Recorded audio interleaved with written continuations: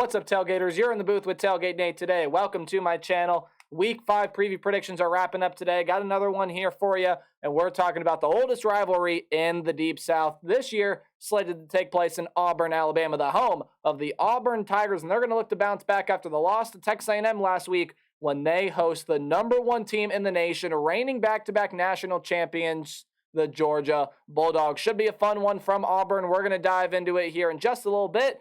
But as you guys know, got to take care of some business first. Thank you guys so much for the support the channel has seen as of late. If you want to continue to show your support this college football season, hit the subscribe button, ring the bell so you know when videos get uploaded. But there are more ways than that to help me support my channel. You guys are doing one of them right now just by watching the video, and you guys can do more by liking, commenting, sharing. Anything else you guys are willing and or able to do to help me support this channel would mean a lot to me. But again, enough about me.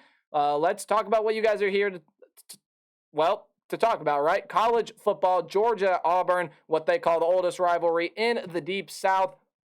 Georgia has kind of been on top of the series here as of late, but maybe they haven't quite looked like the dominating Georgia team as of late. Meanwhile, Auburn, it's a much better team than it was last year, but they have also yet to really find their full footing this year either. So let's go ahead and dive on into the stats that both of these teams have put up so far this season. We are going to start with the road team, and the road team this week happens to be the #1 team in the nation right now. That's the Georgia Bulldogs. Now, look, so there's a narrative around Georgia right now that yes, they may not be as dominant as they have been in years past, and they have really struggled to be able to get by some teams like South Carolina, and there were really some moments there where it took them a second to flip the switch against UAB and some of the other opponents that Georgia has played so far this season. However, top to bottom, when you look at this Georgia team, guys, Georgia is still Georgia. I mean, taking a look at this offense here, Carson Beck is still moving the offense really, really well. 1,184 yards, 6 touchdowns, 1 pick to 72% completion percentage. The running back room, okay, yes, it maybe is taking a little bit of a step back here. Maybe not as dominant, but you still have a plethora of guys in this running back room that are getting it done, led by Dejan Edwards. You have Kendall Milton back there as well. Roderick Robinson has gotten some carries. Dylan Bell, listed as a wide receiver, has gotten carries. Andrew Paul is there. Carson Beck has shown he can run the football. Savon Clark, Cash Jones. There are so many guys in this Georgia running back room that can punish you, but it starts with Edwards and it starts with Milton, right? And then taking a look ahead at this pass game that has performed really, really well. Brock Bowers, you got the best tight end in the entire nation.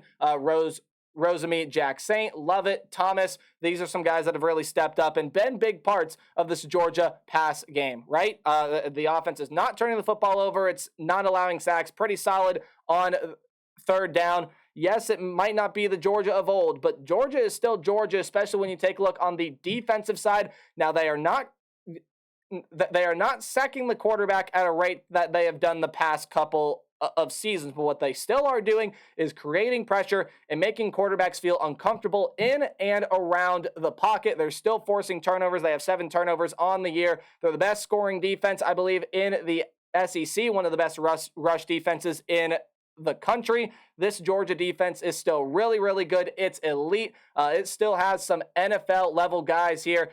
Tyke Smith is their leading tackler. He's also got 3 picks already on the season. He's really, really good. There's a ton of weapons in every single level of this defense.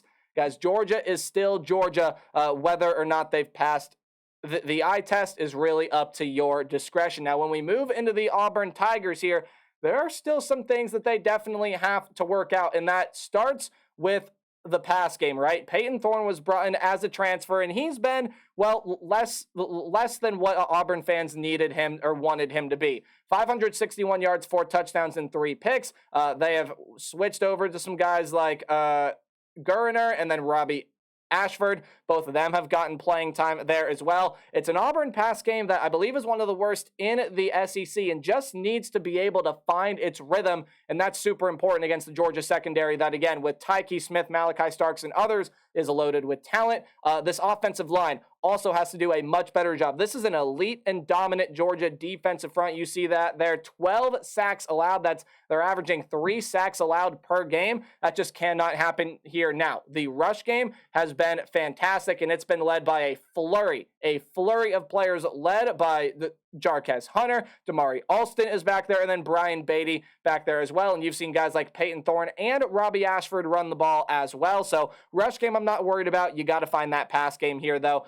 And you got to clean up the turnovers and penalties at times there as well. Auburn's been pretty inconsistent with that. However, when you move over to the defensive side of the ball, hey, I mean, throughout the first 4 games here, they've been pretty solid. They're getting pressure to the quarterback. They have 10 sacks on the year. They are forcing turnovers. They have 8 on the year. They're pretty good there on third down, pretty comparable to what the Georgia Bulldog defense has done on third down so far this season. They're actually allowing fewer passing yards per game than what the Georgia Bulldogs are allowing so far this season. And Auburn has played some pretty solid teams here, right? Even though that game last week against Texas A&M was rough, Auburn was able to hang around, right? And the offense didn't turn the football over last week, but the penalties did come, right?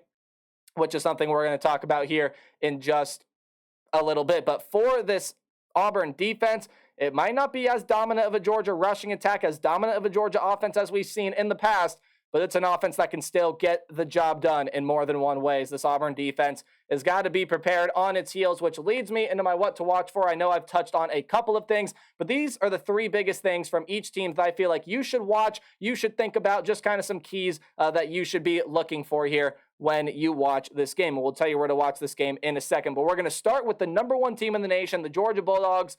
Pretty simple game plan here. Offensively, it's an Auburn defense that has been pretty solid up to this point, but this is the Georgia offense that has a lot of great weapons. It has great weapons in the running back room. It has great weapons in the wide receiver room. And Carson Beck is a quarterback that is a game manager, and he's really, really good at what he does. Control the flow, control the tempo offensively. Georgia will get more than enough points here to be able to win this game, especially considering what the Georgia defense is. And you got to make the quarterbacks feel the pressure here, right? Auburn's quarterback situation, probably not fully 100% figured out quite yet, as Peyton Thorne has been subpar, and they may not have a true number 1 quarterback in that room up to this point. Make the quarterbacks feel that pressure, get them on their heels, make them feel uncomfortable. And this is a Georgia secondary that, if the pass rush can be able to force the quarterbacks to throw up a ball, Tyke Smith and others are going to be able to come down with some picks here in this game. And even though they haven't been as dominant, guys, Georgia is still Georgia. They're still going to control the line of scrimmage. They're still going to out-physical you. That was bad English. They're still going to be more physical than you. They're still going to drive down the field, and they're still going to get their opportunities to make plays. Yes, they have struggled at times this season, especially in the game against South Carolina, and then at times last week against UAB, and then some other times beyond that as well. In fact, their offensive line really got tore up by UT Martin there in week 1. But Georgia is still Georgia. They will still be dominant defensively. They'll still control the tempo, and that's something that Auburn is going to have to be wary of. They did a good job last week at keeping the turnovers limited, and that's what helped them hang around in that game against Texas A&M. But what hurt them was penalties. I know it is not on this board, but penalties have to get cleaned up, and the pass game is going to have to gel really, really fast. I'm not saying that the quarterback situation, well, okay, maybe I am a little bit, saying the quarterback situation is going to have to get figured out here if you're going to want to win this game, right? Peyton Thorne, Gurner, Ashford, whoever happens to be that starting quarterback here for this game has to get the pass game going. And again, you can set the tone with the run here, and you got 5 guys in this room that are rushing for over 100 yards on the season up to this point, and a couple guys that are very, very, very close. But the pass game has to find some rhythm in this game in order to beat the Georgia Bulldogs. Defensively, get pressure into the backfield, not just to the quarterback.